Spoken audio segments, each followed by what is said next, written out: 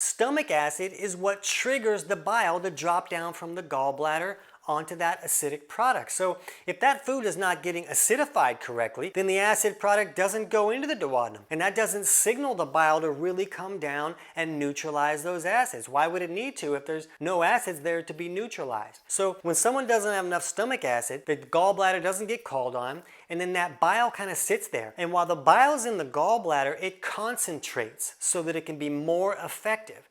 And if it continues to just sit there and concentrate for a long period of time, it can get too thick and sticky to flow, and now the person's bile is not going to flow correctly. It can even concentrate until it forms into stones and we get gallstones. So we can start to see why digestive problems are so common. There's a wide variety of issues that can cause either side not to function correctly, and if either side isn't working correctly, it can cause the other side not to work correctly. We really like to see people address both sides of digestion if they're having any type of digestive problem. The third common cause for bile not flowing correctly is a low-fat diet. Now in the 80s we wore parachute pants and we ran away from fat because we were scared of fat, and a lot of people are still living that life. We know now that real food dietary fats are not bad for us, but a lot of people, that information won't get to them for 20 or 30 or 40 years. It takes a long time for things to make it to the mainstream. So since bile is this soapy substance that helps us emulsify or break down our dietary fats, if we're not consuming any dietary fats, the body won't squirt as much bile down on there to help emulsify and digest those fats correctly. The bile is needed to digest those fats. So if we're not bringing in enough fats,